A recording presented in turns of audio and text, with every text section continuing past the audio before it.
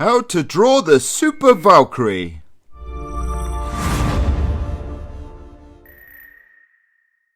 Welcome fellow Clash addicts, this is Merlin of Indigo Dragons. Today I'm going to be showing you how you can draw this picture of the Super Valkyrie. We're going to start off by drawing an outline in pencil using HB, and this is just the outline of the head that we're going to try and draw, so we'll do that first. Now where it comes down to her eye, there's a slight bulge out which is for her cheek, and we've just got to get the shape of the chin right as well. And for her head it's quite a sort of circular shape. You can leave your lines if you're not happy with the lines. Draw another line. You can rub it out or leave it. We're going to outline this with fine liners at the end. Now we just want to mark out her face to show where the centre of her face is, and also a line about halfway across her head, which is the eye line, and that will line up roughly with the top of her ear. So I'm just drawing that now, and this is where her ear is going to be. And just mark that out in pencil there, and we trace up the edge of her hairline. Now she has half of her head shaved. We're not going to worry about the actual bit with the hair just yet. Let's just pretend the whole head's shaved. Just editing that eye line there. And now I'm just drawing out her eyebrows. Now she's got to look quite menacing, so she's got a bit of a frown on there and the edge of her eyes, and we're starting just a little distance away from that centre line down her face. Iris and pupil should take up about half of the eye that we can see. Just adjusting that cheek as well, that cheek shape. And we'll do the eyebrow on the left side as well now. Now remembering we need to sort of curve down to give a bit of a frown. The eyebrows finish at the left side a bit higher up her head. And just marking out the other iris and pupil. Now notice I've got a little sort of flick at the corner there for her eyelash, and we're going to make that line a little bit heavier because she has sort of a heavier eyelash. And just marking out the shape of her nose, slightly sort of pointed to the right because she's facing to the right very slightly.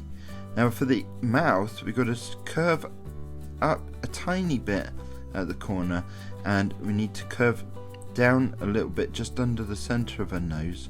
And remembering this sort of mouth's got to be a bit squashed on the right hand side, because that's going to be following the curve of her face as she faces to the right. Just marking out her top lip there with a slight dip in the middle, and the bottom lip is a smooth curve at the bottom there. Need to just add a little bit more on the left side of that, and we'll start marking out her chin and where her neck starts. So there we go, and just rub out that line. So now I can see what shape I want. I'll just rub those lines out. I can still see them faintly, and then I'm trying to trace in a better shape that I'm happy with. So I'm quite happy with that. And now for the neck, we just bring this down a little bit on the left side, and it looks like she's got too long a neck there. Well, we'll come back to that in a moment. I just want to adjust this head shape here, give it slightly more of a sort of corner at the back there, to get the head shape right. So just zooming in a bit on what I'm doing there. Now we're going to start marking out a hair that she does have on the other side of her head. Just start by sort of drawing lines over the edge of her scalp there, and we'll remove those lines later. So just tracing out some lines on her hair and the curve of hair next to her cheek, and then there's a little curve of hair at the bottom there as well. Okay, so it's just adjusting this mouth a little bit and the chin. As you do this, you sort of keep looking at it, and if you're not quite happy, just keep making little changes. When you come to fine line it, you'll be able to adjust it then. Be able to pick the lines that you want out of what you've drawn.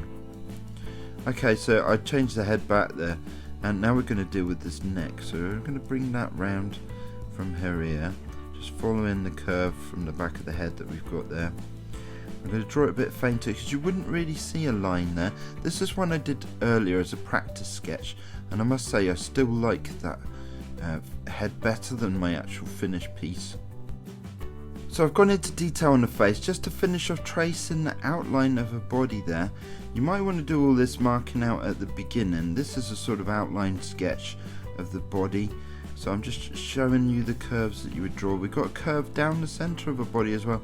Again, to remind ourselves that she's looking slightly to the right of us, and just marking out the legs as well. So those are the main shape of the character. We need to try and get that stance right, and just mark out her arms as well. And this is the bit I've already done with the ears and the hairline. And then she's got this sort of bangle or sort of cuff around her wrist, and we mark out the part of her right hand that we can see around this axe. And you can just about see, you can't see a left elbow or a left forearm, but you can see her fingers wrapped around the axe, which is here.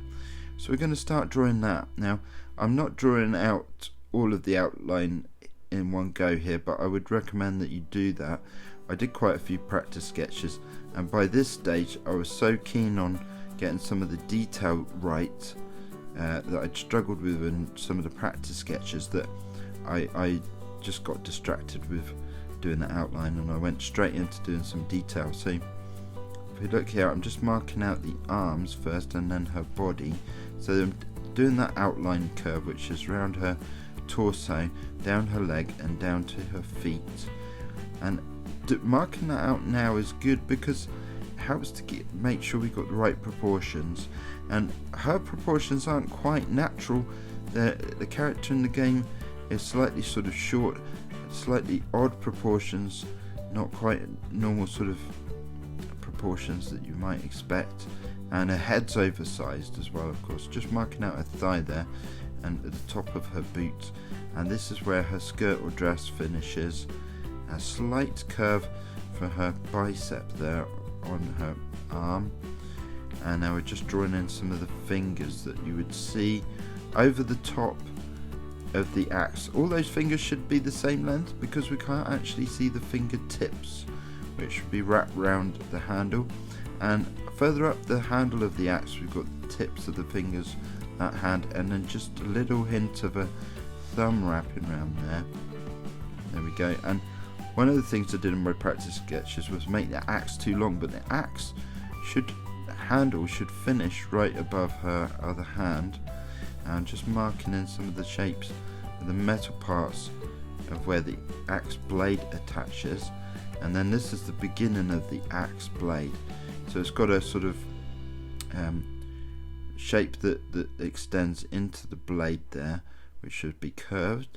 And then I'm just drawing these sort of diagonal lines to mark out the edge of the axe. All of these lines that I'm drawing now are all similar lengths, and then we're marking a point where the tip of the blade will meet. Now the axe is curved, but it does have a slight point at the top, and it's polished to a fine, it's sort of polished and sharpened to a point, and I just marked out the edge of that polished area, and there's a little nick in the blade as well, which I've marked out. Now I'm just trying to sort of line up where the other side of the axe should meet so that they're similar length on each side. I've done that wrong, let's just adjust that a bit. So we want both parts of the axe to be similar. We're trying to mirror this really. There we go, and mark out the point for the tip of the blade, and you're doing shallow curves that very slightly peak at the top edge of the blade, and again marking out that sort of polished sharpened blade area. And then on the top of the axe there's just a finishing off bit of metal there and a dome on the top. So there we go, that's the axe blade marked out.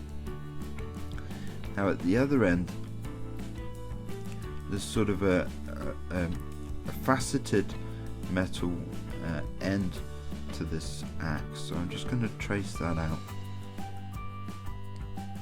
Now this tapers down to at the back as well, and we've got some sort of dome shaped knobbles on the ends that we're going to draw on there.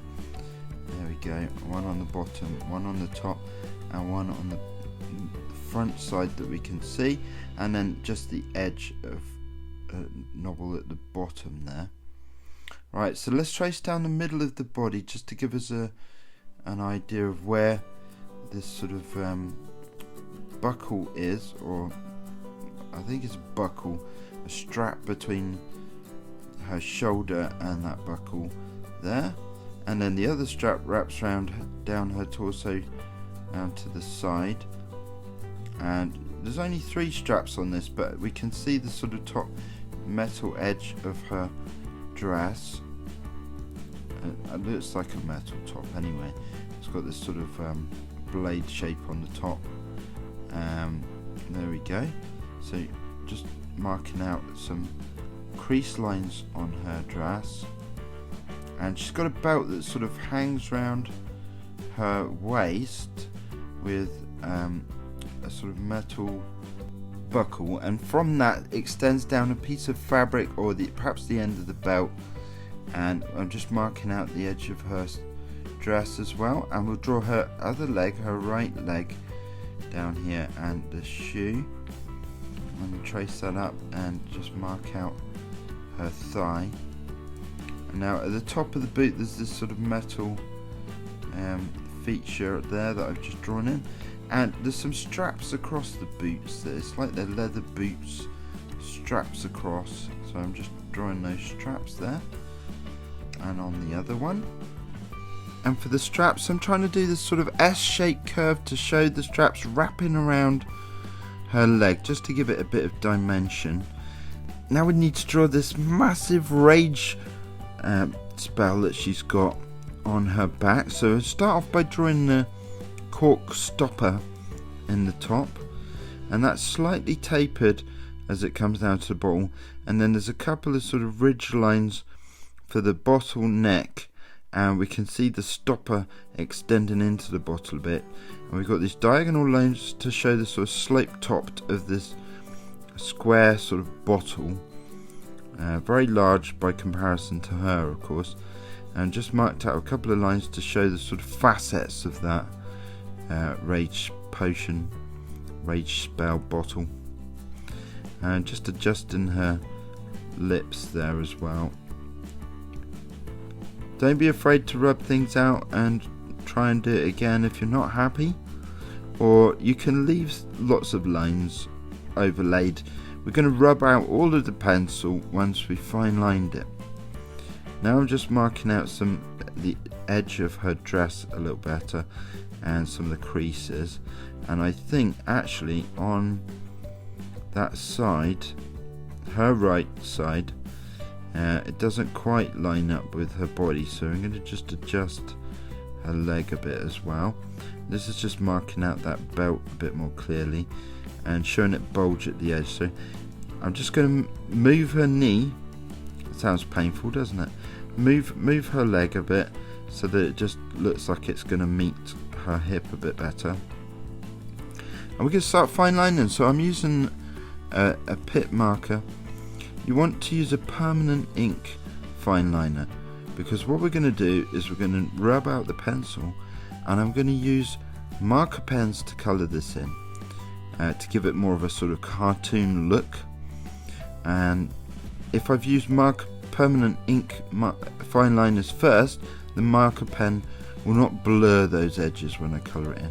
So just tracing over the lines, I've got a sort of medium width of tip on this fine liner, and I'm not going to do all the lines with it. You'll notice I'm missing out some lines.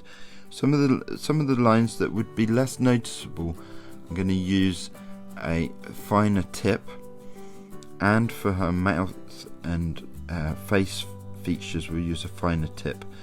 But this is good for the main outline of her body and some of the more prominent features, using this medium tip here.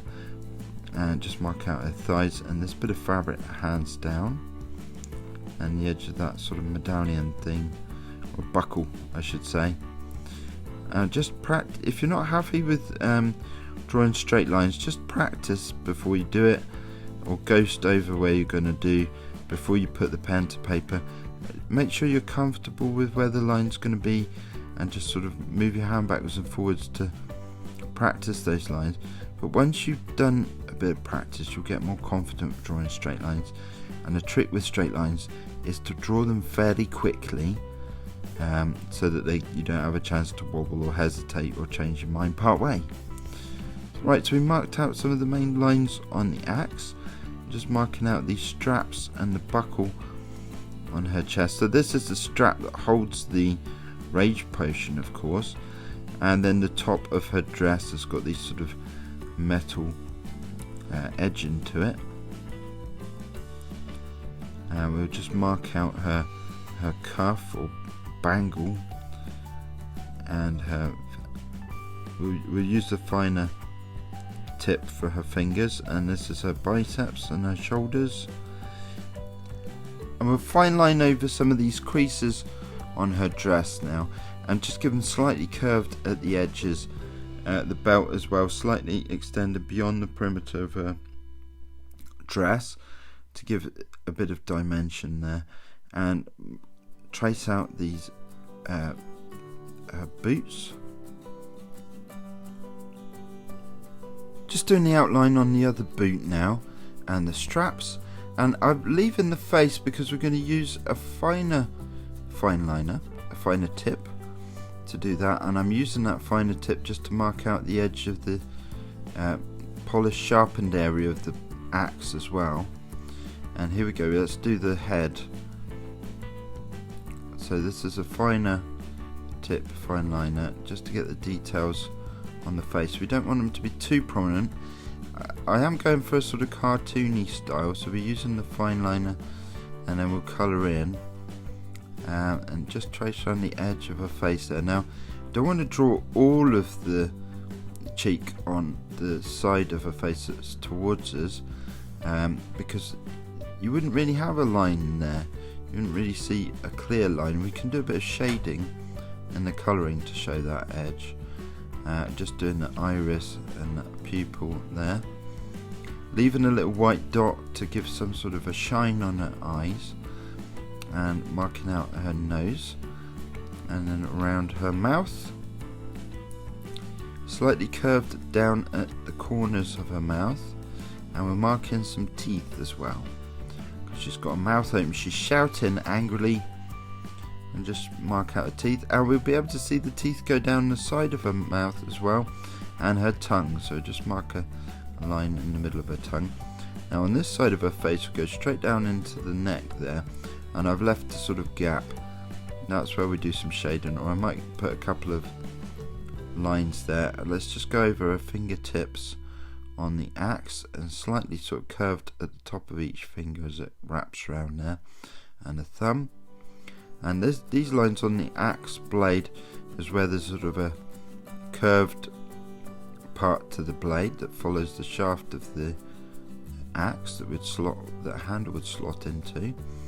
And for the facets of the spell bottle, just using the fine liner, and with those are just given the hint of an edge there, a facet, without meeting at the corners, and just on this metal bit at the bottom of our axe, again not making the lines meet there, because there would be a sort of a shine at the tips of those metal bits, and on the glass bottle as well.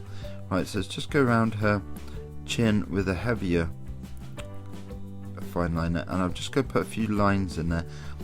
Now that I've done that, I'm not quite sure what I want to do that. It almost looks like wrinkles more than a shadow, but never mind. I'll rub out all of the pencil now. So there we go, there's the fine lined image, and this is the beauty of doing sketching and then fine lining. You can make sure you get all the lines right how you want them. And with the axe handle, it's wrapped with some sort of cloth. So these are diagonal lines with a slight curve on, slightly S-shaped, and we move on to colouring in now with brush markers. I'm using Winsor And Newton Brushmarkers, and I love these because you don't get sort of any scribbly edges to the lines.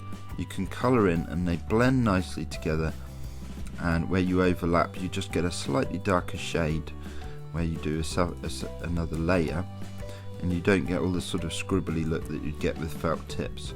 I'm going over the more of a yellowy orange now, just to brighten up her hair, because it's a very vivid orange hair. And we use a skin colour to colour in her face,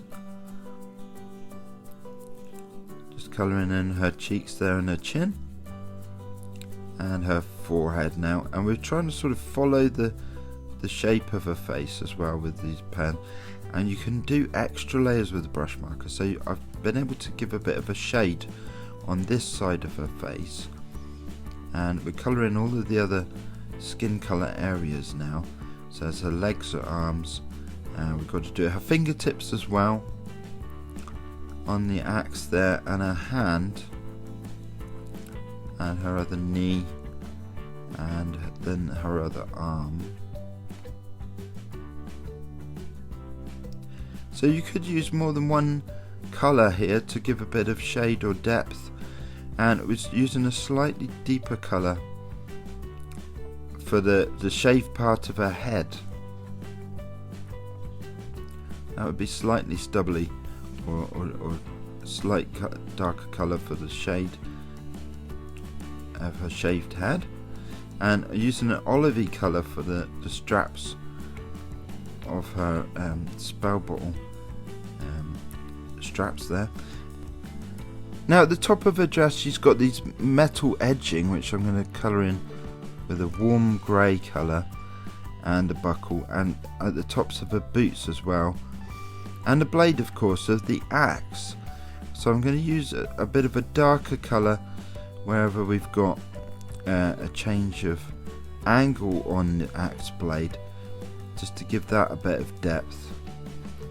Use a slightly paler warm grey now for the axe blade, and I'm doing stripes to sort of give it the hint of it being sharpened blade.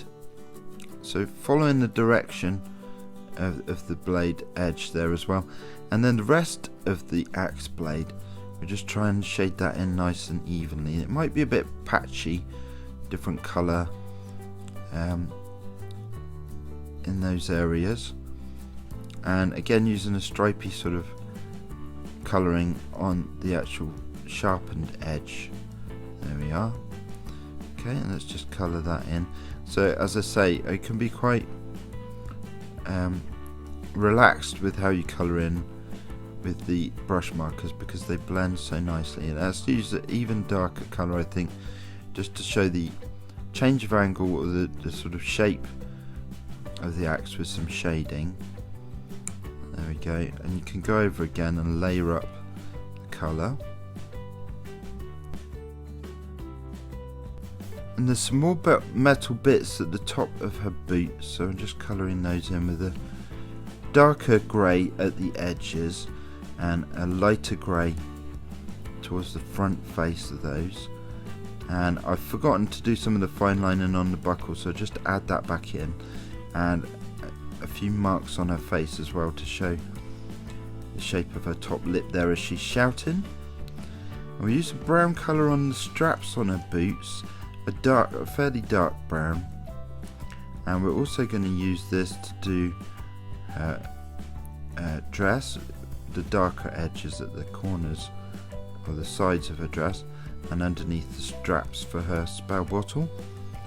I won't use it on the belt, and we'll just do this edges of her dress here, just to show that it's sort of a cloth with some folds or creases in it. And I'm also going to use this to do her eyebrows.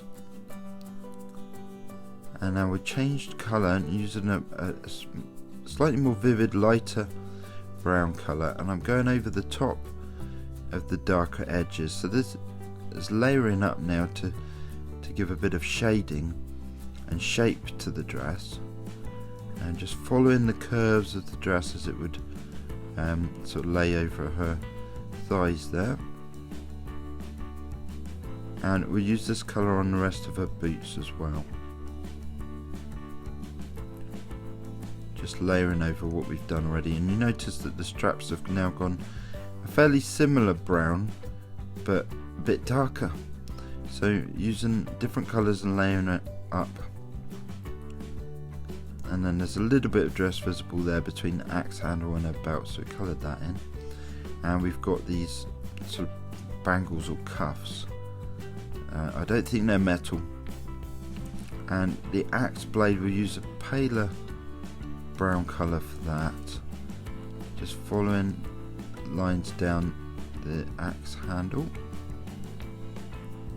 There we go. And we use this colour for the belt as well.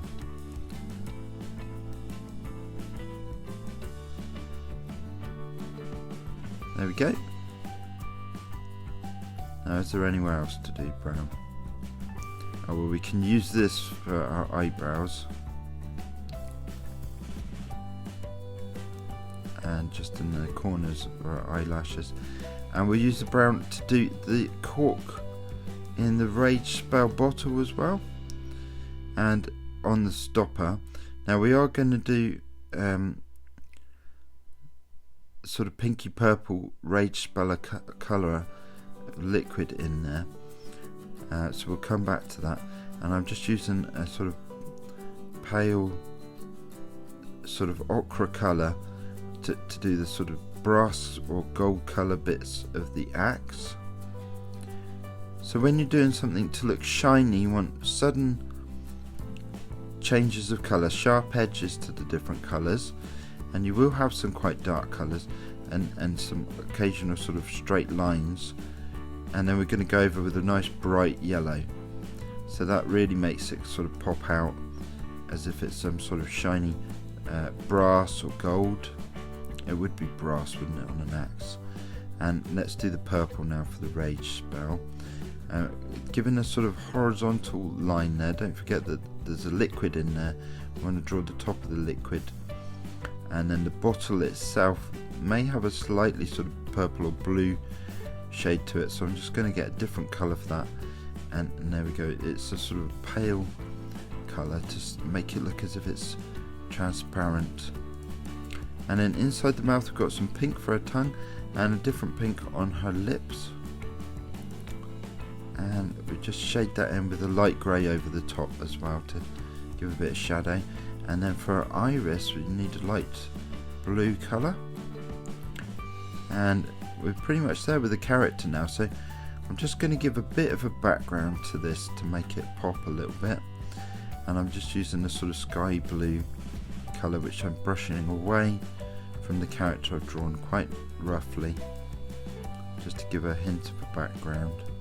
And we'll take that down near to the ground, and then we'll do some grass with green. So I'll stop just above the bottom of the boot there and shade in between her legs with this light blue and flick away from her outline on the right hand side and between the axe and her body. There we go. Just flicking away so that as the brush stroke goes faster it sort of fades out. Now we've got colour in these areas of where we would be able to see sky through between her axe and her body. And just finishing off around the top of her head, that sky colour. There we go, and around the end of the axe. Okay, so that's the sky, and we just put some grass in the bottom here. I'm using a mid green colour, and I'm just doing these little flicks of colour just to give a hint of blades of grass, just to give a bit of texture to that green there. There we go, and going over several times means we just get this subtle texture of grass. And there we go, that's a finished piece. So I hope you've enjoyed the video. If you have, don't forget to leave a like and subscribe, and I hope you have fun having a go at drawing the Super Valkyrie yourself. Thank you very much for watching.